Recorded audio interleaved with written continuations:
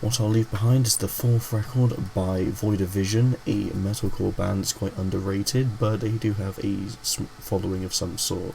They did an album last year, Chronicles, which I completely missed, and must say it's a really fun album, and it was met with critical acclaim because it is a really fun turning point for the band's sound, and I want to see if What I'll Leave Behind, an album that came out less than a year later, how it holds up. So off we have Oblivion. This one's fun, heavy, hectic, it's a banger. The chorus is just so ethereal and uplifting, and transpires some really good uncleans throughout the track. Pretty fun one. Blood for Blood literally is an Enshikari opening, at least. I get the Solidarity sound entirely. I mean, listen to that one and listen to Blood for Blood. The opening is so similar.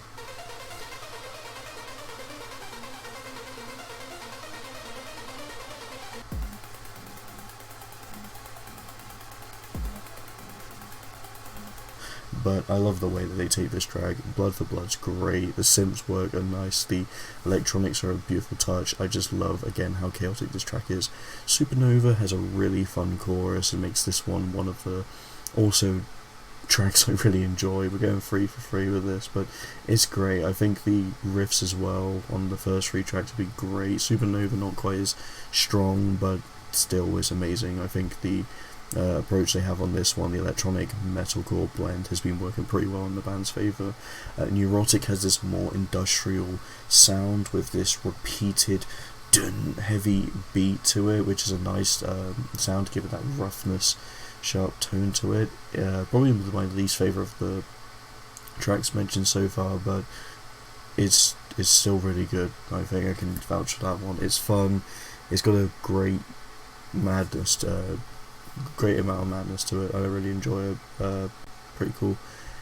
Gamma Knife is kind of one I'm not that big on. I don't think it's too bad. I think the heaviness is a nice touch, but the chorus is kind of underwhelming, just kind of feels a bit generic, and I kind of get the impression of that song in general. I wasn't big on it as a single, and here it's alright, I guess. I just think it's kind of thrown in after a bunch of good back-to-back tracks. It kind of loses the steam a bit. Beautiful Things is like an interlude track, but it's not. It's just a calmer song that pretty much goes from one end to the other. It doesn't really change tempo. You could argue it's an interlude if you want, but it does feel like an interesting interlude sort of song. I do like it enough to be good, but it's not really anything spectacular. It's just kind of, yeah, an interlude song. Empty, similar to Gamma Knife. I don't find this one as intriguing. I just find it kind of, same as the other tracks. I think the riffs are really good though, especially after the first bit in the song is really fun riff.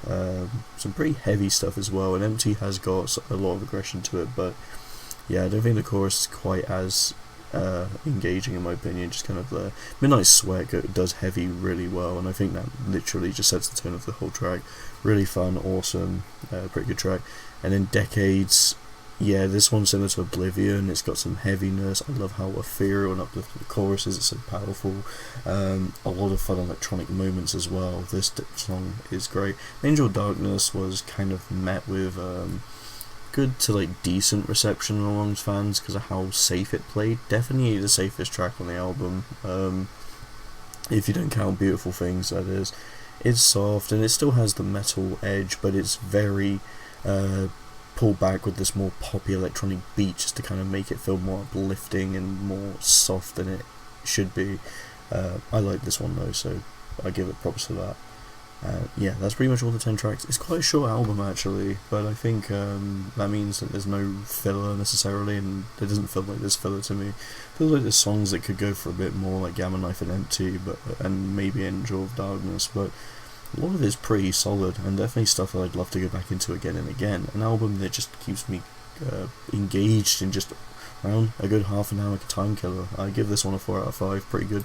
Hope you'll enjoy. Thank you so much for watching, and see you next video.